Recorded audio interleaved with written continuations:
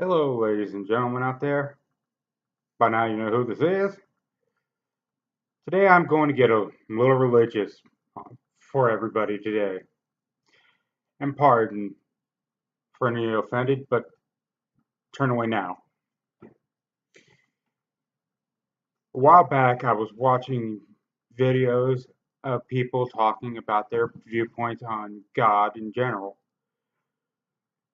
And in particular, Dr. Neil deGrasse Tyson, who I do admire for his scientific principles and theories and the way he can describe things to people, greatly misused an event in history to clarify his position on God.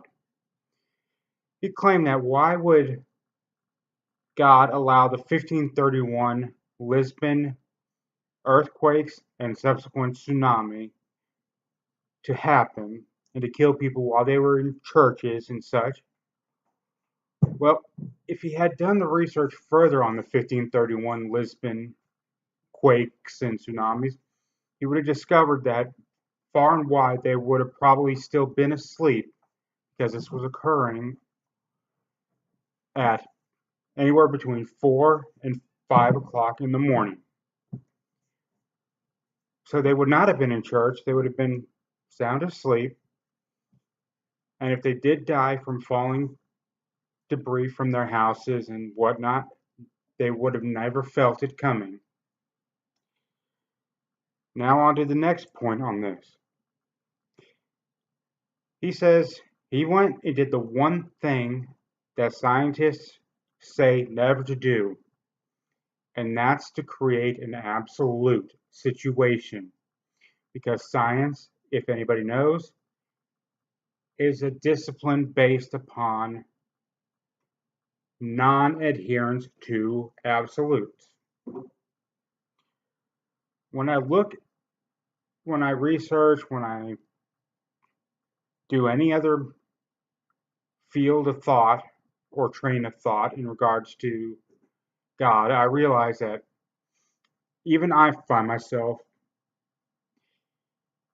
prone to doing this, and that is turning God into some country grandpa sitting on his patio in a rocking chair,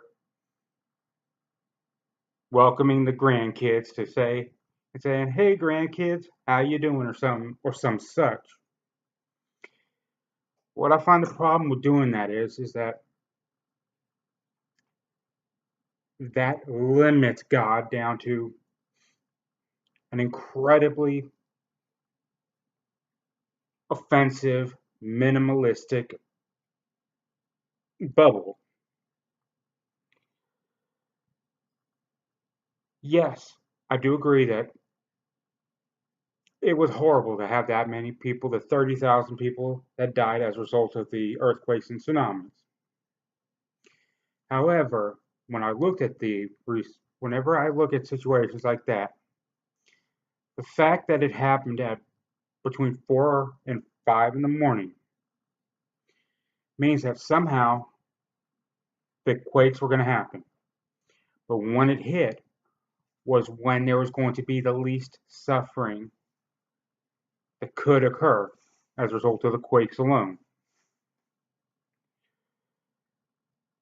When I start to look at that, I start to realize something I already realized before, but just forgotten that I had realized it. In many ways, God is more close to a difference engine who's able with a conscience attached. The greater good of the earthquake would have been to have it happen when people would be least aware of what was going to happen, and to make sure that if they don't suffer as much as possible. And now, on to another point on this.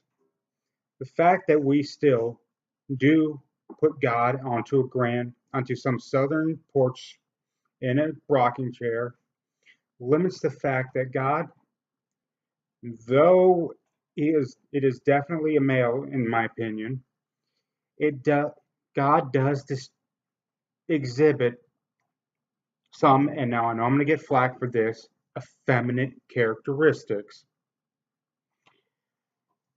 Personally, I find God would be much closer to a Fraser Crane kind of personality than a Paul Bunyan personality.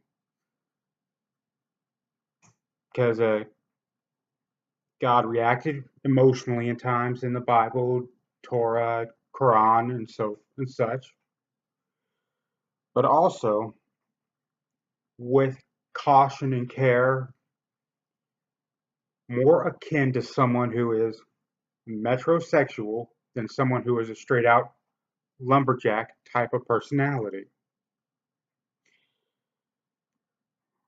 Which is where I can see some of the feminists trying to latch onto those more effeminate characteristics to try to create a feminine god personality back in the height of the feminist revolution. That being said, though, I still do believe that there is no one true way to gather insight on God.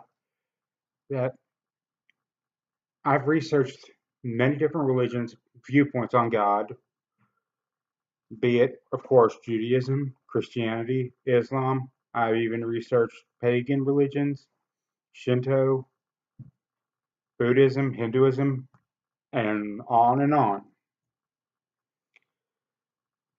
And bottom line, what I have learned is that God